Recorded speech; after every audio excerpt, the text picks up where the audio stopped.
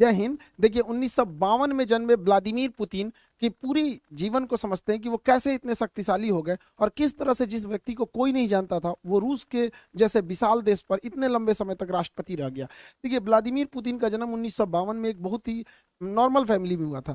इनके पिता सोवियत संघ में एक नेवी में अपनी सेवा देते थे। उस समय नियम था कि हर परिवार के लोगों को सेना में सर्व करना है, जैसे आज इजराइल में है वहां पर, तो ये नेवी में सर्व करते थे। और इनकी माँ एक छोटी सी फैक्ट्री में वर्कर थी। इनका जीवन बहुत ही साधारण परिवार में बीता।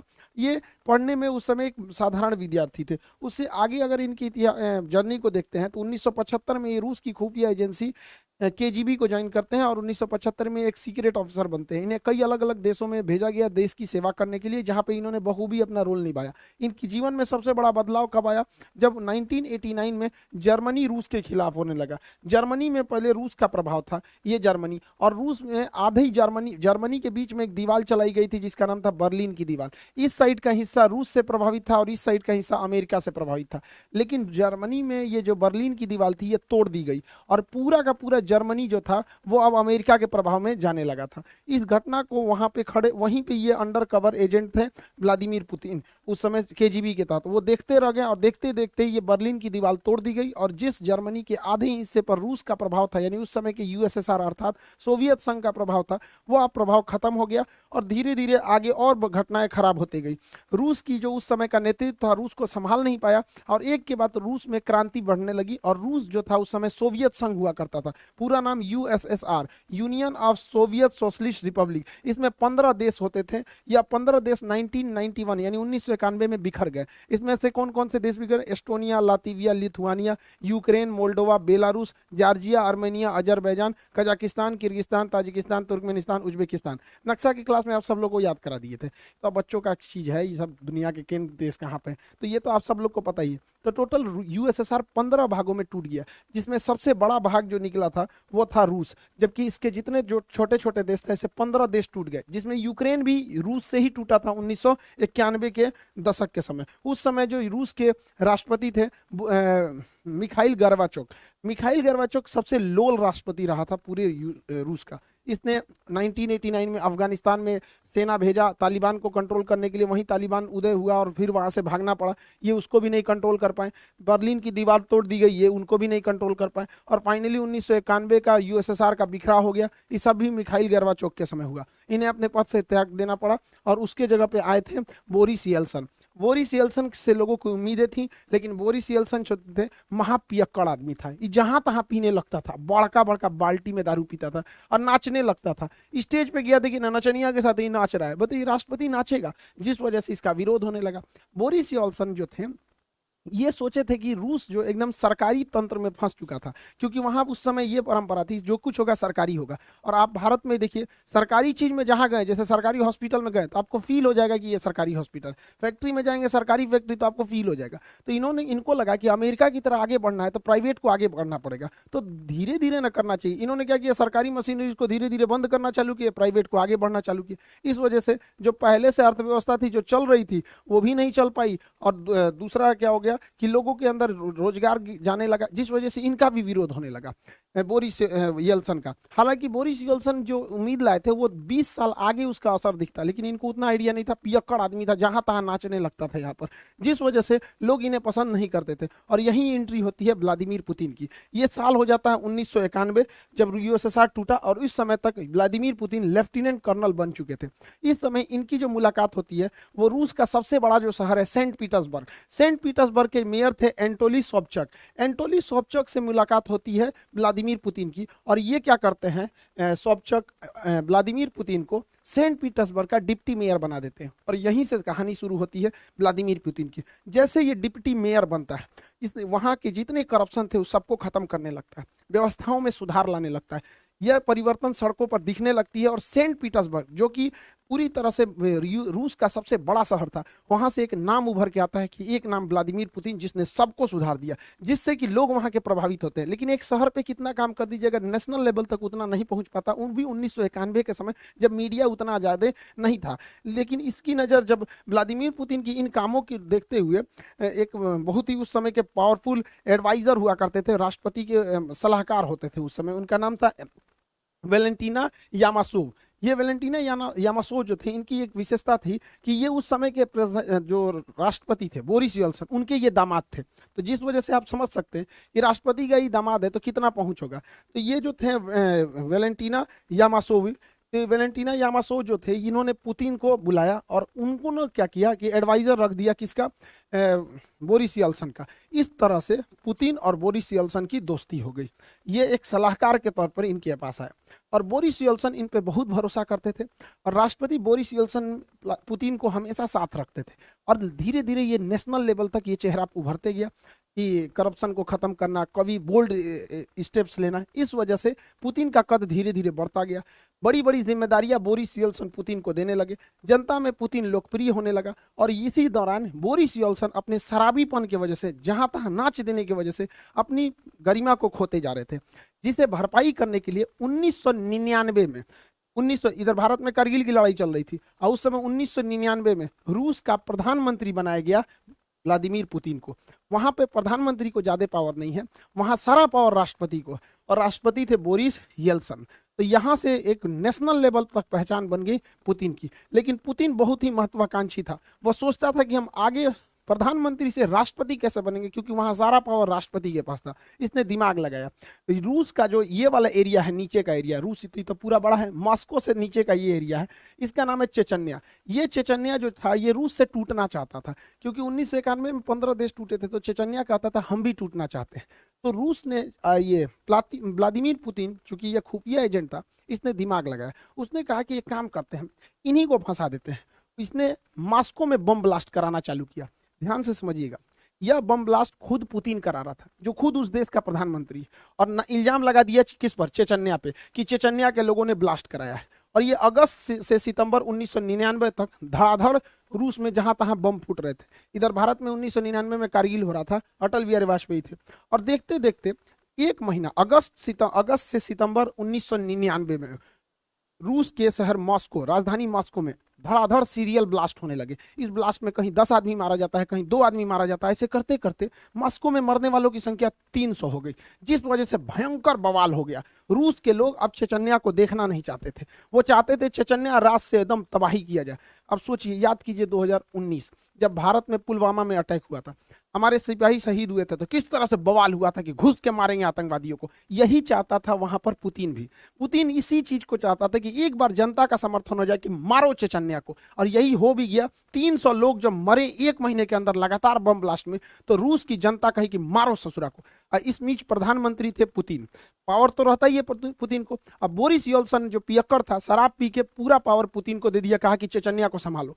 इसने क्या किया, पुतिन ने हर सिपाही के चेहरे पर या हेलमेट पर कैमरा लगा दिया और लाइव टेलीकास्ट दिखा दिया कि कैसे मारा जाता है। अब मारा जानबूझ के चेचन्या में। देखिए, जो भी मॉस्को में बम फोड़ा गया था, पुतिन फोड़ा था। ये बात एकदम क्लियर है कि पुतिन फोड़ा था, और उसी ने घुस घुस के मारा चेचन्या में। वहां के लोगों को तो रियलिटी पता नहीं थी और पूरा लाइव दिखाया जा रहा था। ध्वस्त कर दिया पूरी तरह चेचन्या को, और वहां के लोगों को, भाई उनको लगा कि हमने बदला लिया है यहाँ पर, और 80,000 लोगों को मार दिया पुतिन। सोचिए कितना खतरनाक है ये पुतिन। 80,000 चेचन्या के लोगों को मार दिया, खुद ब्लास्ट कराया मॉस्को में, इल्जाम लगाया चेचन्या पे, और घूस के मारा 80,000 लोगों का। पूरा टीवी पे लाइव टेलीकास्ट दिखाया। इससे क्या हुआ कि पूरी दुनिया, पूरे रूस के लोगों ने देखा कि जो उनके घर में 300 को मारा है, पुतिन ने घुस के 80,000 को मारा है। ऐसा नेता होना चाहिए यहाँ पर। पुतिन की रेटिंग एकदम हीरो की हो गई। तो 1999 में जो पुतिन प्रधानमंत्री था, वो राष्ट्रपति से भी ज्यादा फेमस होने लगा, और बोरिस येल्सन पे भ्रष्टाचार के आरोप लगने लगे। और इसी बीच सन 2000 में पहली बार राष्ट्रपति चुनाव जीत गया पुतिन। पुतिन का सपना पूरा हो गया। रूस जैसे बड़े देश की पूरी सत्ता अब पुतिन के हाथ में थी। पुतिन सन 2000 में चुनाव जीते, और 2000 में जब चुनाव जीते तो रूस के संविधान के हिसाब से कोई भी व्यक्ति लगातार 2 बार तक प्रधान राष्ट्रपति ही बन सकता है, 2 बार से ज्यादा लगातार नहीं बन सकता है। तो पहला शर्त ये था रूस के संविधान का। रूस के संविधान का दूसरा शर्त ये कहता था कि कोई भी व्यक्ति प्रधानमंत्री, राष्ट्रपति का जो कार्यकाल रहेगा वो 4 साल का रहेगा। जैसे भारत में 5 साल का है, लेकिन रूस में 4 साल का है। अमेरिका में भी 4 साल का ही होता है, वहां का भी राष्ट्रपति का 4 साल होता है। तो पुतिन राष्ट्रपति बने सन 2000 से 2004 के लिए। इस दौरान इनको पता था कि हमारा जो पहला टेन्योर है वो 4 साल का है, इसमें अच्छा काम करना है। तो इन्होंने क्या किया, सन 2000 से 2004 के बीच में अपने मन मुताबिक अधिकारियों की नियुक्ति किया। अब चूंकि ये खुफिया एजेंट थे इसलिए इनको हर जानकारी थी, और पूरी तरह से अपने मन मुताबिक पूरे मंत्रिमंडल को बैठाया और क्रेमलिन पर अपना दबदबा मजबूत किया। जैसे भारत में संसद होता है, अमेरिका में व्हाइट हाउस होता है, उसी तरह रूस में क्रेमलिन होता है, यहीं पे राष्ट्रपति रहते हैं, और पूरा दबदबा बनाया अधिकारियों के बीच में, और जबरदस्त काम किया अपने पहले टेन्योर में। रूस की जो जीडीपी थी वो 93% की रफ्तार से बढ़ी थी। लोगों को लगता था कि भगवान मिल गया पुतिन को, लेकिन पुतिन बहुत महत्वाकांक्षी था। उन्होंने अपना पहला कार्यकाल पूरा किया सन 2000 से राष्ट्रपति के रूप में, सन 2000 से 2004 के बीच में। एक टेन्योर हो गया, 4 साल का ही होता है। दूसरा टेन्योर उन्होंने पूरा किया 2004 से 2008 के बीच में। अब यहाँ तो हो गया रूस के शर्त के हिसाब से आप 2 बार से ज्यादा नहीं रह सकते राष्ट्रपति। इसके बाद ये क्या किया कि प्रधानमंत्री का चुनाव लड़ लिया। देखिए 2 बार तो राष्ट्रपति रहे, और उसके बाद 2008 से 2012 तक ये प्रधानमंत्री बन गए, प्राइम मिनिस्टर। और क्या प्राइम मिनिस्टर बनने के बाद अपने एक चमचा को राष्ट्रपति का चुनाव जितवा दिए, जिसका नाम था देमेत्री मेहदेव। देमेत्री मेहदेव ये कहने के लिए 2008 से 2012 के बीच में राष्ट्रपति थे, ये कहने के लिए राष्ट्रपति थे, और उसी दौरान ये क्या थे, प्रधानमंत्री। ये इतना शातिर इंसान है कि संविधान में संशोधन कर दिया और कहा कि इस दौरान राष्ट्रपति की शक्तियां प्रधानमंत्री के पास आ जाएंगी। तो ये काम के राष्ट्रपति रह गए, और ये पूरी की पूरी शक्ति का प्रयोग 2008 से 2012 के बीच में व्लादिमीर पुतिन ने किया। अब यहीं से रूस के संविधान का वह प्रावधान भी प्रभाव से हट जाता है, क्योंकि रूस का संविधान बस यही कहता है कि कोई भी व्यक्ति 2 लगातार टर्म्स को नहीं रह सकता है। तो 2 लगातार हो गया, उसके बाद एक बार के लिए इसको बना दिया, जब तक ये राष्ट्रपति था इसका सारा पावर खुद यूज किया, तब तो अब इसके बाद ये उठ सकते थे पुतिन। अब क्या हुआ, पुतिन फिर 2012 में राष्ट्रपति के लिए खड़े हुए, क्योंकि सारी पावर राष्ट्रपति के पास रहती थी।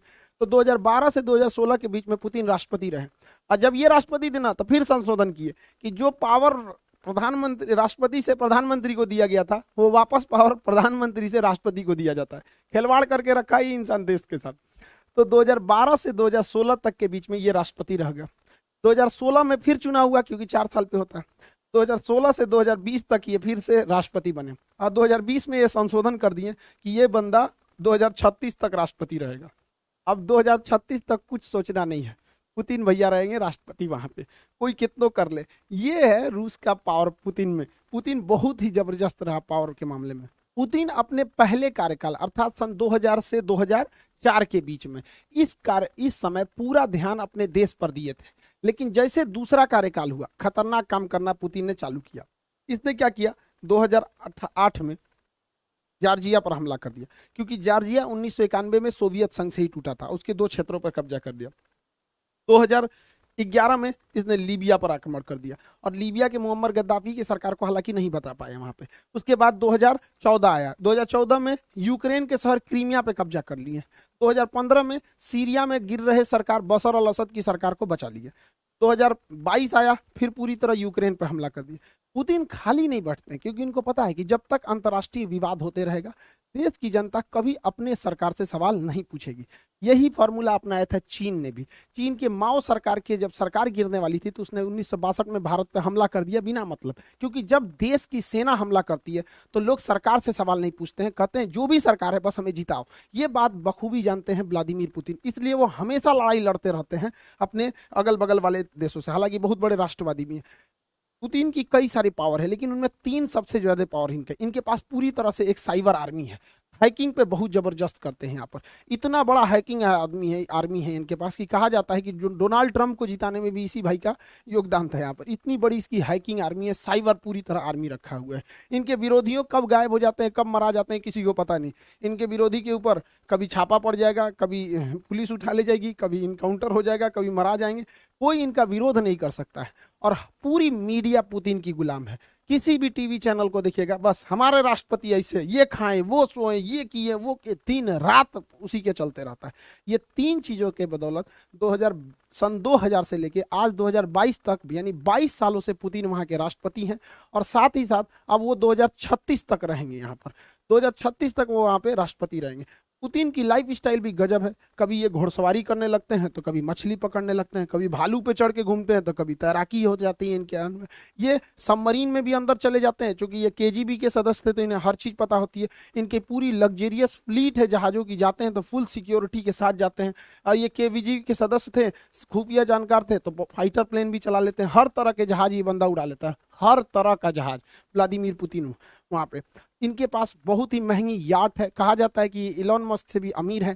हालांकि जितने राष्ट्रपति वो लोग होते हैं, इनके पास अमीरी से ज़्यादा पावर होता है। यहाँ पर पूरे देश के संसाधनों का इस्तेमाल करते हैं यहाँ पर। ये ब्लैक बेल्टर है कराटा से, स्नाइपर है, इनकी गोली की निशान बहुत बेहतरीन है। कई बहुत सारे सातिर भी हैं दिमाग के यहाँ पर। इनका ये जो क्रेमलिन वाक है, काफ़ी ज़्यादा प्रसिद्ध हुआ था पुतिन का।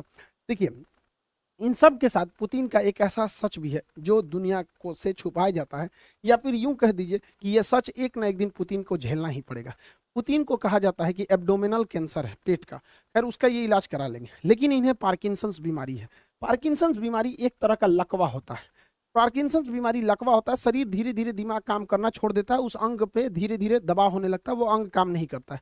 आप पुतिन को देखिएगा तो हल्का झुक के बैठेंगे, कभी बैठेंगे तो इस टाइप के झुक के। ये पार्किंसंस बीमारी है, और इनका शरीर अब उतना काम नहीं करता, इसलिए जब बैठेंगे तो टेबल कुर्सी को बहुत जोर से पकड़ के बैठते हैं।